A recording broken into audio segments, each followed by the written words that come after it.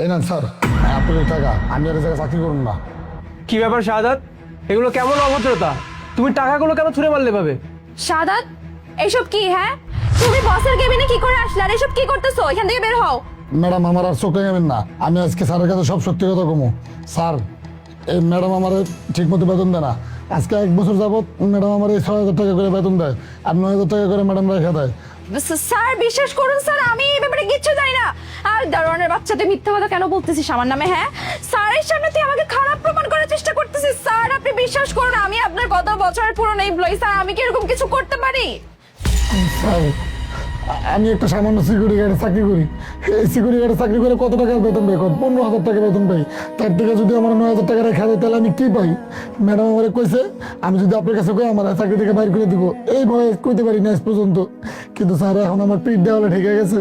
আমার যে ছোট মাইয়া, এই ম্যাডাম আজকে স্কুল থেকে বেতনের লেগে বাইর করে দিয়েছে স্যার। একটা বাবার লাগে এটা কতটা কষ্টকর, এটা ম্যাডামের মতো বড় লোক মানুষ তো বুঝবো না স্যার। শাহাদাত, একটু চুপ থাকো। নদী, এগুলো আমি কি শুনছি? তুমি নাকি ওকে 6,000 টাকা বেতন দিচ্ছ, তাহলে বাকি টাকাগুলো কোথায় যাচ্ছে? স্যার আমি জানি না ও কেন আমার নামে এরকম মিথ্যা কথা বলতেছে। আমি ওকে প্রতি মাসে 15,000 টাকা করেই দেই। স্যার, বুঝতে পারছি ম্যাডামের কথা আর আমার কথা আপনি বুঝতে পারতেছেন না, তো কারটা বিশ্বাস করবেন? আমি আপনার যথেষ্ট প্রমাণ দিতেছি। এই প্রমাণের উপরে আর কোনো কথা থাকতে পারে না। আমগো মতো গরিবরা টাকার পরোয়া করি না। এই যে আমি আমার মায়ের মাথা হাত দিয়ে কইতেছি স্যার, ম্যাডাম আমার 1 বছর যাবত এই টাকা দিতেছে, আমার বেতন ঠিক মতো দেয় না স্যার। নদী, তুমি কি একটু বলবে? আমি কিন্তু ভদ্রভাবে তোমাকে জিজ্ঞেস করছি। শাহাদাত যেটা বলছে, অনেক বড় একটা এলিগেশনস দিচ্ছে তোমার নামে। স্যার আমি তো ওকে প্রতি মাসে স্যার ব্যাংক অ্যাকাউন্টে পেমেন্ট দিয়ে দিই স্যার। হ্যাঁ হ্যাঁ স্যার, প্রতি মাসে ব্যাংক অ্যাকাউন্টে দেই। স্যার আপনি বিশ্বাস করুন স্যার, আমি 15,000 টাকা করে দেই স্যার। আমি জানি না ও কেন মিথ্যা কথা বলতেছে স্যার। ওই যে বললাম না, আমার মনে হয় কি স্যার জানেন, ও না ওর পেমেন্ট বাড়ানোর জন্য আসছে স্যার। এই কথাটা বলে স্যার ও নিজের পেমেন্ট বাড়াইতে চাচ্ছে স্যার। এই ছোট লোকের বাচ্চাদেরকে আমার খুব ভালো করে চেনা আছে। স্যার, ম্যাডাম মিথ্যা কথা কইতেছে স্যার। আমার কোনো ব্যাংকে কিছুতেই জানি। হ্যাঁ, আমার এই প্রথম থেকেই ব্যাংকের কথা কইছি। ম্যাডাম আমার কয় না, ব্যাংকে টাকা নেওয়া লাগবো না। তোর মতো গরিবরা ব্যাংকের অ্যাকাউন্ট খুলে কি করবি? আরো খরচ। তুই হাতে টাকা নিবি, বেতন বেশি পাবি। এর লেগে আমার হাতে হাতে বেতন দেয়। কিন্তু প্রথমে 1-2 মাস বেতন দেওয়ার পর থেকে আমার আর ফুল বেতন দেয় না। কয় এই টাকা নিবি, এই টাকা নিয়ে যদি কোনো কথা কই, তাহলে আমার চাকরি থেকে বাইর করে দিবি, এই ডর দেয়। আমি মায়ের স্কুলের বেতন বাজাইতে বাজাইতে অনেক মাস হয়ে গেছে। এর লেগে আজকে আমার মায়েরা বাইর করে দিচ্ছে। আচ্ছা থাক, এত ইমোশনাল হবে না। আমার এখানে প্রতি মাসে যাকে যাকে স্যালারি দেওয়া হয়, সমস্ত ডকুমেন্ট স্যালারি শিটে এন্ট্রি করা হয়। আমি এক্ষুনি চেক করে দেখছি, দাঁড়াও। না না স্যার, এটা চেক করে কেন স্যার? আমি আপনাকে বললাম না আমি পেমেন্ট করেছি। আরে বাবা, প্রমাণ থাকতে মুখে কেন কথা বলবো? যদি আমার কাছে প্রমাণ থাকে, প্রমাণটাই তো যথেষ্ট। আমি একটু দেখি, দাঁড়াও। হ্যাঁ অ্যাকচুয়ালি স্যার, আমি এই মাসে স্যার সার্ভারটা একটু ডাউন ছিল স্যার, এই জন্য আমি স্যার এটা করতে ভুলে গিয়েছি। I am sorry sir. কিন্তু স্যার আমি সত্যি বলছি স্যার, আমি ওকে পেমেন্ট করেছি। নদী, তোমাকে ভদ্রভাবে জিজ্ঞেস করলাম, তুমি কিছুতেই স্বীকার করছো না।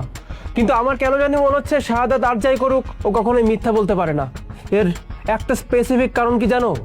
ওর মেয়ের মাথায় হাত দিয়েও বলেছে। একটা বাবা যতই অন্যায় করুক, একটা বাবা যতই খারাপ বাবা হোক না কেন, সে বাবাটা কখনোই পারে না নিজের সন্তানের মাথায় হাত রেখে মিথ্যা কসম কাটতে। তুমি একটাবার শাহাদাতের চোখের দিকে তাকিয়ে দেখো, ওর চোখ মিথ্যা বলছে না। ওকে দেখে আমার মনে হচ্ছে কিছু একটা লুকানোর চেষ্টা করছো তুমি। নদী, আমি কিন্তু তোমাকে শেষবারের মতো ওয়ার্ন করছি। তুমি যদি ভালোই ভালোই স্বীকার না করো, আমি কিন্তু পুলিশ ডাকতে বাধ্য হবো। তখন তোমার জন্য ভালো হবে না।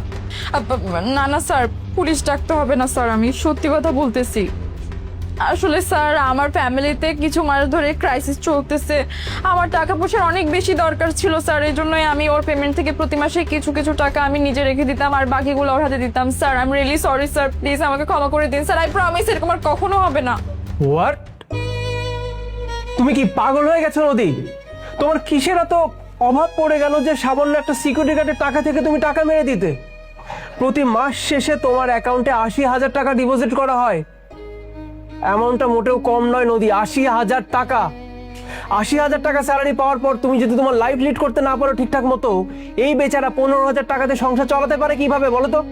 যেখানে আজকাল একটা টিনের বাড়িতে থাকতে গেলে মাস শেষে 7 থেকে 8,000 টাকা খালি ভাড়ায় দিতে হয়। এরপর বেচারার একটা মেয়ে আছে, স্কুলে ভর্তি করেছে মেয়েকে, মেয়ের পড়াশোনার খরচ, বাজার খরচ আর অন্যান্য খরচের কথা বাদই দিলাম।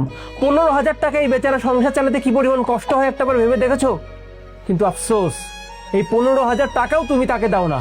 6,000 টাকা দাও, কিন্তু মাস শেষে 9,000 টাকা কেটে নিজের কাছে রেখে দাও। এই সাহস তুমি কোথায় পেলে? এই সাহস তুমি কোথায় পেলে বলো? আর তাছাড়া তুমি কি শুনতে পাওনি, সাদত কিন্তু কিছুক্ষণ আগে মেনশন করেছে শুধুমাত্র সময় মতো ফিস না দিতে পারার কারণে ওর মেয়েকে স্কুল থেকে বের করে দিয়েছে।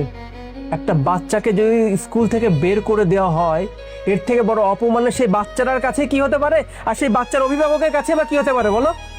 আমার আসলে ভুল হয়েছিল তোমার উপর অন্ধবিশ্বাস করা। অ্যাকচুয়ালি তুমি যে আমার ম্যানেজার, এটা ভাবতেই আমার ঘৃণা লাগছে। নিজের কাছে নিজেকে অপরাধী মনে হচ্ছে। এত সহজে আমি তোমাকে ক্ষমা করব না। এই যাবৎকালে তুমি স্যালারি থেকে যতগুলো টাকা কেটে রেখেছো না, আমি আজকে সন্ধ্যার ভেতরে দেখতে চাই সমস্ত টাকা তুমি ওকে পরিশোধ করে দিয়েছো। আর যদি সেটা না করো, পুলিশের কথা কিছুক্ষণ আগে বললাম না, সেই কাজটা আমি করে দেখাবো। আমি তোমাকে পুলিশের কাছে দিব। এবার আমি দেখব তোমার ক্যারিয়ার কোথা থেকে কোথায় গিয়ে থামে। ব্যাপারটা যেন মাথায় থাকে। যাও। শাহাদাত, তুমি কিছু মনে করো না, আমি আমার ম্যানেজারের তরফ থেকে তোমার কাছে মাপ চাইছি। আর তুমি তো শুনলেই, আজকে সন্ধ্যার ভেতরে তুমি তোমার বাকি টাকাগুলো পেয়ে যাবে। কেমন? তোমার মেয়ের কি জানি নাম? তমা স্যার। তমা। একদম চিন্তা করো না, তোমার মেয়ে পড়াশোনা করবে। আজকে থেকে ওর ভবিষ্যতের দায়িত্ব আমি নিচ্ছি। ওর পড়াশোনার যাবতীয় খরচ আজকে থেকে আমি নিব। একদম চিন্তা করো না। জি আচ্ছা স্যার। শোনো মা,